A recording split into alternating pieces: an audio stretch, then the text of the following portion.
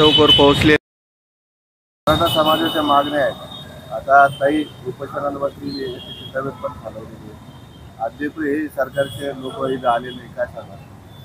या ठिकाणी राजश्रीताई उंदरे यांनी या ठिकाणी या ताईंनी शिवकन्या यांनी जे हैदराबादचं गॅजेट लागू व्हावं, त्यानंतर या ठिकाणी जे EWS जे आरक्षण या ठिकाणी कॅन्सल केलेलं आहे ते लागू करण्यात यावं तात्काळ।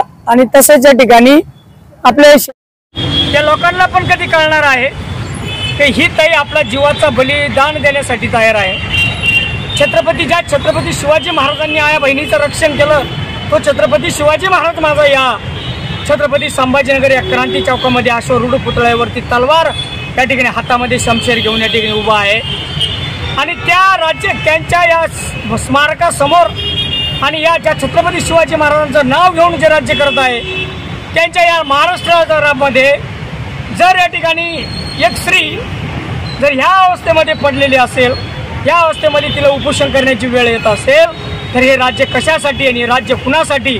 आणि म्हणून ह्या गेंडाच्या कातडीच्या सरकारला मी आव्हान करेल की 2 दिवस तुम्ही प्रश्न लेट सोडवा, परंतु इथं तात्काळ कलेक्टर, विभागीय आयुक्त, तुमचे कोणी आमदार खासदार या ठिकाणी मेलेत की काय? अरे त्यांना पाठवा, या ताईला लेखी आश्वासन काहीतरी द्या आणि या ठिकाणी यांचे प्रश्न या ठिकाणी तात्काळ मार्गी लावा।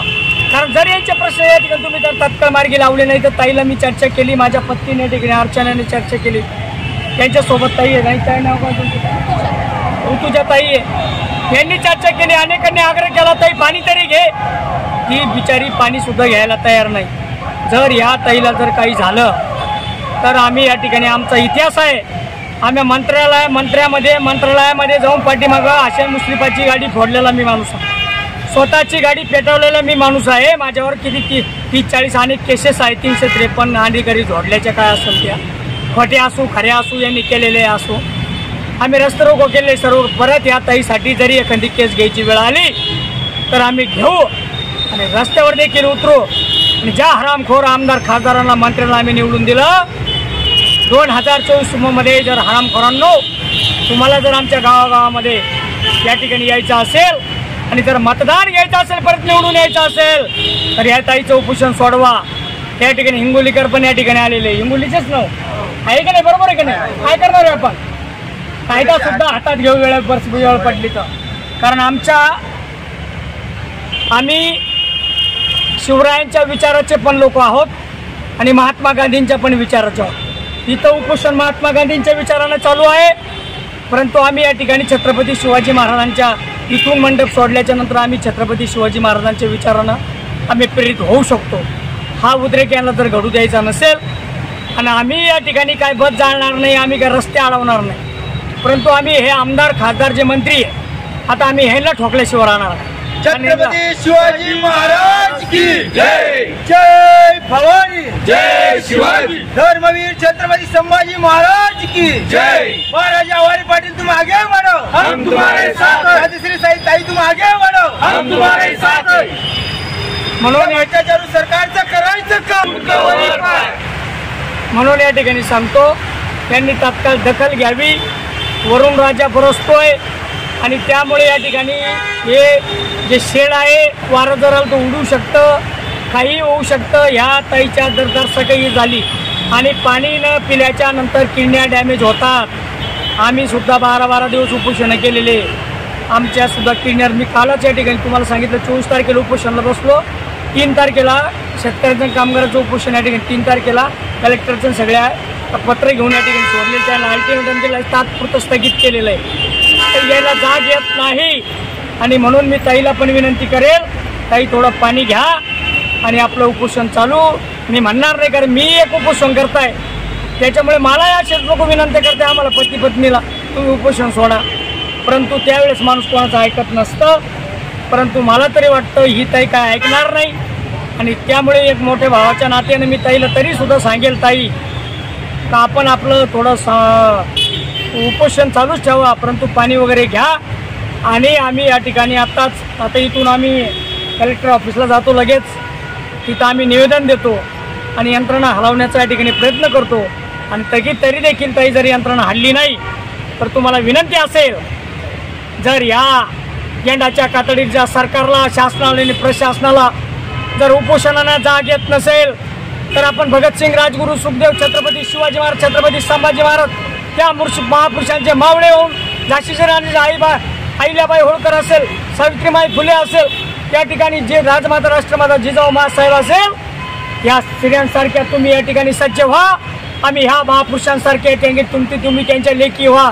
आम्ही ह्या महापुरुषांचे पुत्र होतो आणि परत या ठिकाणी एल्गार करू आणि परत याच्या ठिकाणी आपण या ठिकाणी जे हत्यार सोडले उन्हे हमने सिर्फ हत्यार छोडे उन्हें चलाना नाही बोले ते हत्यार घेऊन या ठिकाणी आपण बाहेर उतरल्याशिवाय राहणार नाही.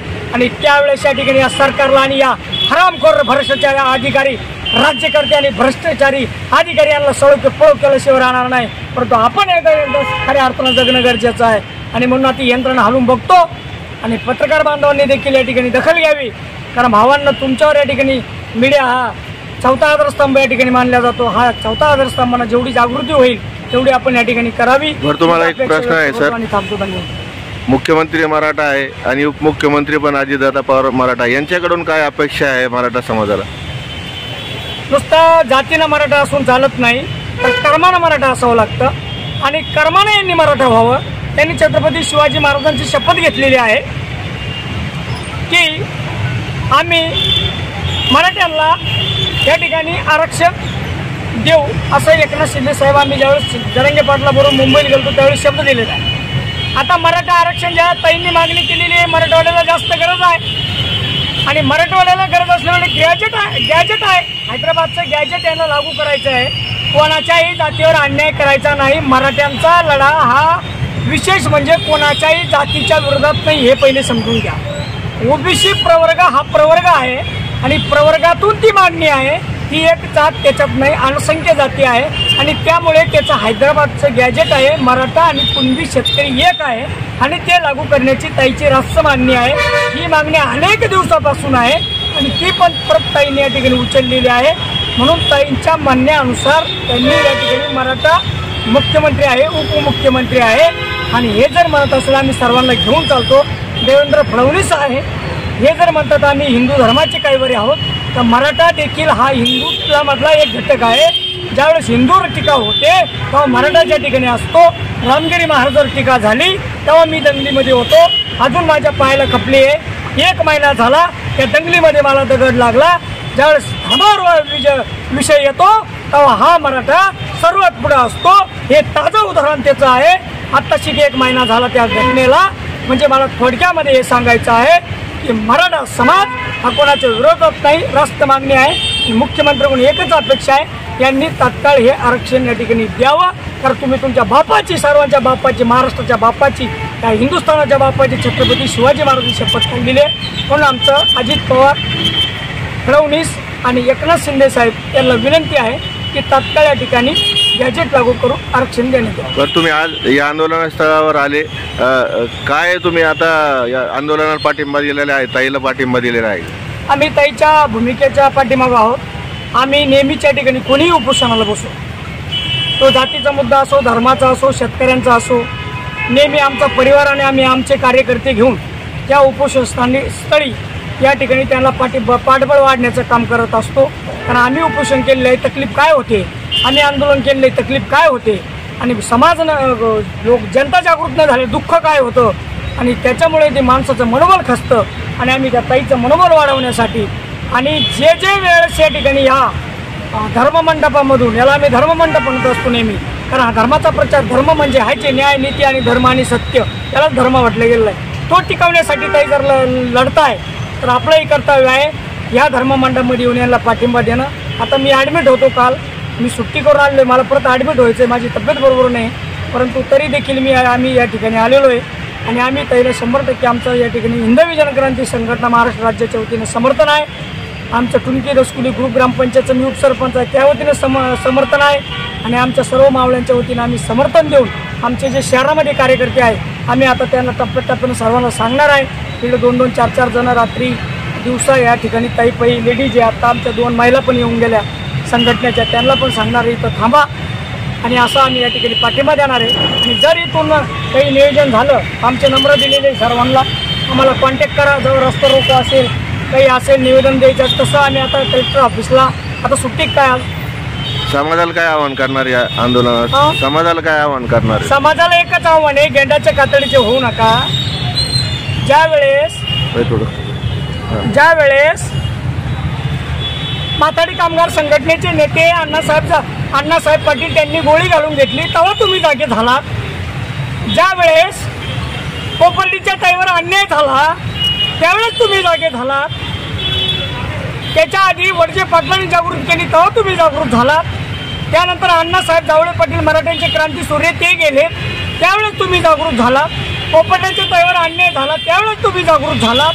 ज्यावेळेस अंतरवाली काकासाहेब भाऊ शिंदे गंगापूरचे मराठा होतात मग ते गेले त्यावेळेस आम्ही जागृत झालो. ज्यावेळेस या ठिकाणी अंतरवाली सराटी येथे लाठीचार्ज झाला आया बहिणीवर आपल्या त्यावेळेस आम्ही जागा झालो. आता तरी ती वाट पाहू नका. मग ही ताई मेल्यावर तुम्ही जागे होणार का मुर्दाडांनो? अरे जागे व्हा, इथे येऊन बसा. आमच्या या ठिकाणी उपोषण करायला असताना आमची कॅपॅसिटी नसताना आम्ही जर येऊ शकतो. तुम्ही तर फिट आहे, सगळे स्ट्रॉंग आहे. तुम्ही कुठे उपोषण नाही, कुठे काही नाही, इकडे येऊन बसा. हेच या ठिकाणी आव्हान करेल समाजाला. आणि नुसतं मराठा समाजालाच नाही करणार. आज जर माझ्यासोबत जर तुम्ही बघितलं असेल हे धनगर समाजाचे आहे, अक्षय बोडोले त्या ठिकाणी हे पाठीमागं चमका यांच्याकडं. हे या ठिकाणी जय भीम समाजाचे आहे. म्हणजे काय आपण म्हणतो जय भीम, डॉक्टर समजतो जय भीम म्हणा थोडक्यामध्ये. म्हणजे मागासवर्गीय समाजाचे आहे. म्हणजे असे आमच्या संघटनेमध्ये काम करणारे लोक आहे. म्हणजे हे सुद्धा मराठा समाजाच्या सोबत आहे, त्या ताईच्या पाठिंब्याला सोबत आहे. हे या ठिकाणी लक्षात घ्या. म्हणून या ठिकाणी मी एकच समाजाला आव्हान करेन